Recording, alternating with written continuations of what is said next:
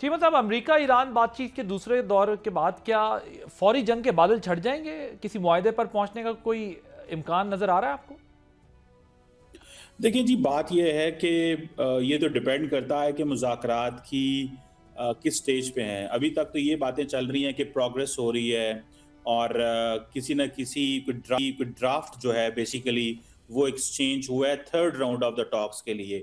It means یہ اچھی development ہے، لیکن ساتھ ہی ساتھ میں ایک اور امپورٹنٹ ڈیولپمنٹ بھی یہ ہے کہ بہت سارا ڈیٹا یہ شو کر رہا ہے کہ تقریباً 250 سے زیادہ جو امریکہ کی ملٹری کارگو پلینز ہیں وہ مڈل ایسٹ کے اندر لینڈ کیے ہیں، اور ان میں سے کچھ جہاز جو ہیں وہ یورپ کے اندر بھی لینڈ کیے ہیں۔ 250 ملٹری کارگو پلینز کا مڈل ایسٹ اور یورپ کی جو امریکہ کے بیسز ہیں وہاں پہ لینڈ کرنا، دیٹ ٹیلز اے اسٹوری۔ ساتھ ہی ساتھ اگر دیکھا جائے تو قطر کے اندر امریکہ کی جو ملٹری پریزنس ہے بڑی ہے، جارڈن کے اندر کچھ ملٹری جہاز جو ہیں جہاز ہیں جو وہ آئے ہیں۔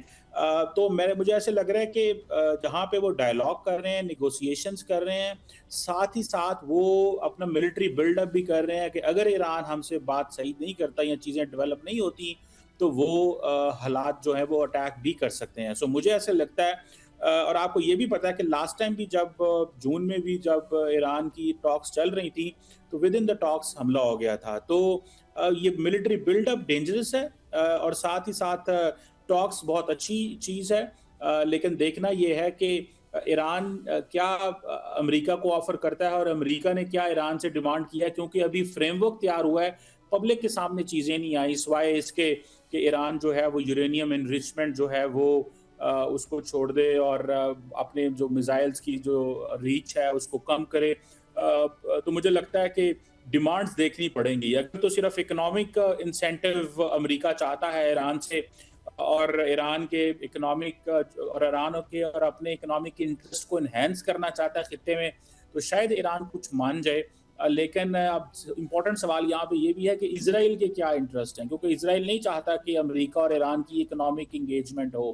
یہ بھی ایک بہت بڑی جو ہے وہ ایشو ہے۔ سو ٹاکس کا فائدہ بھی نکل سکتا ہے، لیکن اگر ٹاکس اس طرح ہوئی جس طرح ماضی میں 2016 میں P5+1 نے ایران کے ساتھ کی تھی، جو بڑی لمبی ٹاکس ہوئی تھی، میرا خیال ہے کہ امریکن ایڈمنسٹریشن وہ ٹاکس کا انداز پسند نہیں کرے گی جو موجودہ ایڈمنسٹریشن ہے، کیونکہ یہ امریکی صدر جو ہے وہ فوراً رزلٹ چاہتے ہیں۔ جیسے رزلٹ انہوں نے وینیزویلا میں لیے کہ پریزیڈنٹ کو وہاں سے اٹھا کے لے گئے، بعد میں ان کے ساتھ بزنس ڈیلز جو ہیں وہ کر رہے ہیں، تو یہاں پہ بھی یہ بٹ چیز دیر از اے دیکھنی ہے۔ Difference between these two dialogues نا، یہ بائی لیٹرل ہے، وہ ملٹی لیٹرل تھا آئی گیس، بیکاز اس کی سگنیفیکنس دیکھیں ڈفرنٹ تھی۔ وہ زیادہ ٹھیک ہے، کمبرسم پروسیجر تھا، مشکل تھا، لیکن یہ جو ڈائلاگ ہے اس میں امریکی صدر آپ کو پتہ زیادہ وہ پیشنس نہیں دکھاتے، لمبے ڈائلاگ نہیں لے کے چلتے، اس طرح کی چیزیں ہیں۔ لیکن میں نے جو آپ کو بتایا کہ جو بلڈ اپ ہو رہا ہے، military build up Middle East اور یورپ میں دیٹس الارمنگ، امریکہ کی بیس دیٹس لوگ آ الارمنگ۔ رہے ہیں اور مجھے یہ جہاز بتائیں آئیں کہ گے۔ یہ جو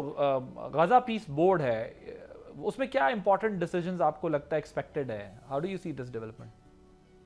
دیکھیں پہلی بات تو یہ ہے کہ جو غزہ پیس بورڈ ہے یہ بیسیکلی تو اس نے ہیلپ کی ہے، غزہ کے لوگوں کی زندگی بہتر کی ہے سب سے پہلے تو، اور دوسری بات یہ ہے کہ پاکستان چاہتا تھا کہ باقی جو عرب ورلڈ کے ممالک ہیں ان کے ساتھ مل کے ہم ایک ایسا ڈھانچہ تیار کرنے کی کوشش کریں، ایسی چیزیں وہاں پہ ہوں جس سے غزہ کے لوگوں کو بہتری پیدا ہو۔ سو ایک تو یہ بات ہوگی، دوسرا یہ ہے کہ کس طرح جو اسرائیل کو بین الاقوامی قوانین اور اس نے جو انسانی حقوق کی خلاف ورزیاں کی ہیں اور جو UN چارٹر اور باقی چیزیں جو ہیں جس کی وہ خلاف ورزیاں کر رہا ہے، اس میں اس کو اکاؤنٹیبل ٹھہرایا جائے۔ سو میرا خیال ہے کہ یہاں پہ اس کا لارجلی پرپز یہ ہے کہ کسی نہ کسی طریقے سے اسرائیل کو کمپلیٹلی روکا جا سکے، وہ جو تھوڑی بہت یہ جو وائلیشنز کر رہے ہیں، پلس وہاں پہ ایڈ پہنچے۔ آپ کو پتا ہے کہ جو بہت ساری بین الاقوامی کمیٹیز ہیں، ریڈ کراس کے جیسے ادارے جو ہیں وہ ان کی ایکسیس نہیں ہو پا رہی،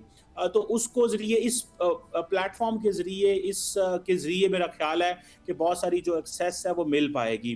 اور دوسرا اس میں دیکھیں یہ بات بھی کرنے والی ہے کہ یہ ایک रीबिल्डिंग करने की बात है, पूरे का पूरे गजा को रीबिल्ड करना है, आबादी जो है उसको परमानेंट बेसिस के ऊपर स्टेबलाइज करना है, और वहां पे जो इतने लाखों लोग हैं उनको एजुकेशन देनी है, उनकी जिंदगियां नॉर्मलाइज करनी है। तो मेरा ख्याल है कि एक ऐसा बोर्ड जो है, मुझे लगता है कि ये रिजल्ट डिलीवर कर पाएगा। थैंक यू सो मच ये डॉक्टर चाहिए। कमर चीमा साहब हमारे साथ मौजूद थे। ये गाजा पीस बोर्ड जो है वो डिलीवर कर पाएगा, और इजराइल की तरफ से जो वेस्ट बैंक की ज़मीन को स्टेट लैंड करार दिया गया है एक ऐसे वक्त में जिस वक्त ये पीस बोर्ड का इजलास भी होना है और इसमें इम्पॉर्टेंट डिसीजंस होने हैं। देखना ये होगा इसका क्या इम्पैक्ट होता है। सब्सक्राइब करें और बेल दबाएं ताकि कोई खबर रह न जाए।